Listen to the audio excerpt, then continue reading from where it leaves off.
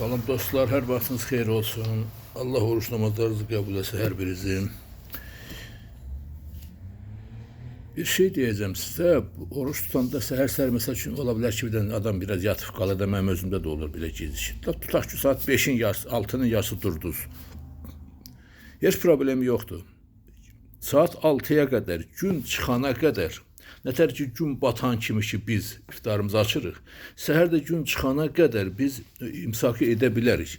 Yəni, yarım saatda 15-20 dəqiqəyə görə bir günün fəzilətini əldən vermə, 16 saat, 17 saatlıq bir gözəl orucu əldən buraxmaq, özü bir cahil əlamətidir, nadanlıq əlamətidir. Kim bunu sizə deyirsə, səhv deyir. Bunu dəqiq mən sizə deyirəm. Çünki bu, orada dəqiqə yazanlar var, ha.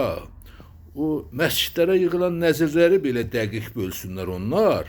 Bu Beytülmalı, kasıb küsüb arasında. O yarım saat iftarda gecikib qalmağın, onu gecə qutarmağın problemi yoxdur qətiyyən. Əsas odur ki, siz 14 saata ac qalırsınız. Bu çox gözəl bir şeydir, çox gözəl bir nemətdir. Demək, 20 dəqiqə, yarım saata görə bir günlük neməti əldən verməyə özü bir cahillikdir.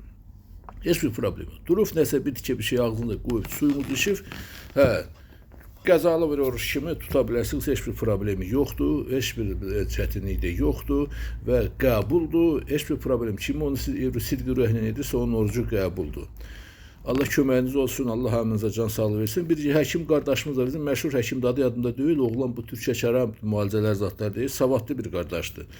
O Türkçə şərə TikTokda paylaşmışdı bu orucun fəzilətləri barədə ki, oruçluq nə baş verir. Bəli, oruçluq bədəndə bütün mikrobları, mikroorganizmləri, bakteriyaları, həşəratları, qurtları, nə varsa hamısını bədəndən təmizləyir, insan sağlamlaşdırır, insan sağlamlaşır, bədən necə deyirlər, o əzablardan yüngülləşir, qurtarırsan və əsas da bu 12-13 gündən sonraki oruc bədəndə təmizlənmə prosesləri gedir.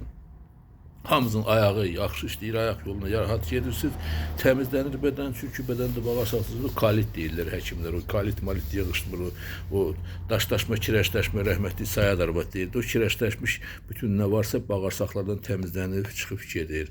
Hamımızın Allah oruç namazınızı qəbul edesin. Yəni, bunu demək istədim ki, o barədə qətiyyən şəkkiyyata düşməsiniz ki, siz yatdınız, qaldıq, orucumuz batdı, batıb eləmir orucumuz, lap yarım saat, 6'ya qədər, 7'ye bir 10 dəqiqə işləmişə qədər siz orucunuzu tuta bilərsiniz. Heç bir problemi yoxdur. Bunu da kim sizə deyirsə, o savadsız adamda o başı çıxmır bu işdən.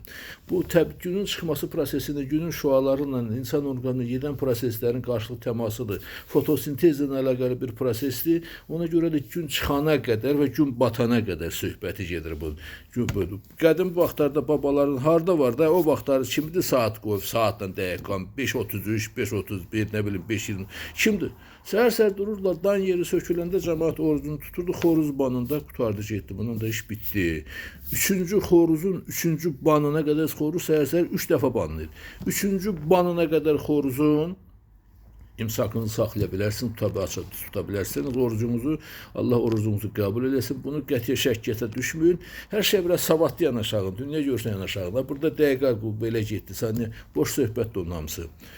Bunu inşallah ki, yadda saxlayın. Hər kəsin orucu qəbuldur. Kim oruç tutursa onun orucu qəbuldur.